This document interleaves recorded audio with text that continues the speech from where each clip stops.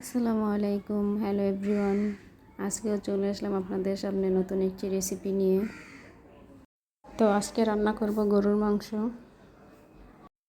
আর মাংসটা আমি রান্না করব হাতে মাখিয়ে রান্না করাটা অনেক টেস্ট হয়।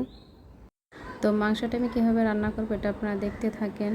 আমি এখানে মশলা নিয়ে নিয়েছি 2 চামচ হলুদ, মরিচ 2 চামচ, ধনিয়া 1 চামচ, জিরা 1 চামচ, লবণ 2 চামচ, আলু, পেঁয়াজ কুচি, তারপর নিয়ে নিলাম 3 টেবিল চামচ আদা রসুন বাটা, তারপর নিয়ে নিলাম মশলা। এখানে একটি মশলা দেওয়া আছে, এটাতে আপনার দেওয়া আছে অনেক কিছুই, ওইটা আমার পেজে আপনারা পেয়ে যাবেন।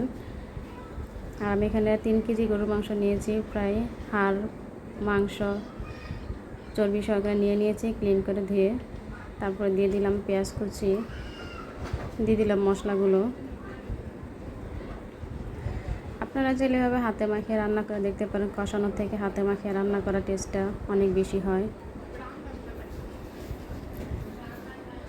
এবার ট্রাই করে আপনারা দেখতে পারেন। তারপরে দিয়ে দিলাম আদা রসুন পেস্ট, দিয়ে দিলাম 1 কাপ পরিমাণ তেলটা আপনারা বুঝে শুনে দিবেন, যেহেতু আমার এখানে চর্বিওয়ালা মাংস আছে, তার জন্য আমি তেলের পরিমাণটা একটু কমিয়ে দিয়ে দিলাম। এখন একে ভালো করে মিক্স করে নিয়ে সামান্য পরিমাণ পানি দিয়ে দিলাম। পানি দেওয়ার পরে আমরা এটাতে দিয়ে দিব 2 টুকরো এলাচ, দারচিনি এবং লবঙ্গ, গোলমরিচ। তারপর আমরা দিয়ে দিলাম কাঁচামরিচটা দিলে তরকারি ভালো সুন্দর একটা ফ্লেভার আসে, খেতে অনেক টেস্টি হয়।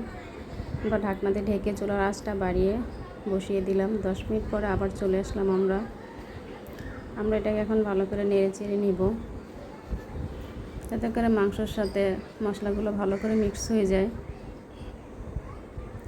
নেড়ে চেড়ে দিয়ে আমরা এখন আবার ঢাকনা দিয়ে ঢেকে দিব। আমরা আবার 10 মিনিট পরে চলে আসলাম। এখন দেখেন মাংস থেকে কি সুন্দর করে তেলগুলো ছেড়ে দিয়েছে, মাংসের লোকটা দেখতেও খুব সুন্দর লাগছে। আমি এরপর যে আবারও নেড়ে চেড়ে দিলাম, নেড়ে চেড়ে দিয়ে আলু দিয়ে দিব।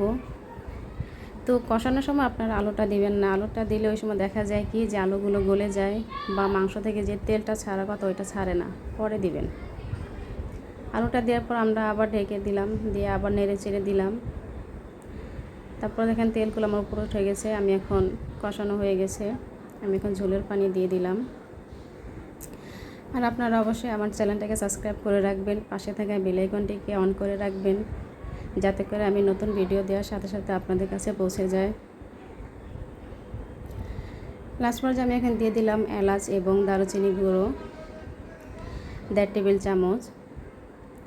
তারপর দিয়ে দিব কিছু পেঁয়াজ বেরেস্তা। এই দুটো জিনিস আপনারা রান্নার পর শেষ পর্যায়ে দিয়ে দিলে রান্নাটা খেতে অনেক মজা এবং অনেক টেস্টি হয়। মাংস রান্নার লোকটাই অন্যরকম হয়ে যায়। আপনারা এভাবে বাসায় ট্রাই করবেন, অবশ্যই মজা হবে। আমি এখন রান্না শেষ, আমি এখন একটা সার্ভিং ডিশে নিয়ে নিব, সার্ভ করব। এই যে হয়ে গেল আমার মাংস রান্না ফাইনাল লুক।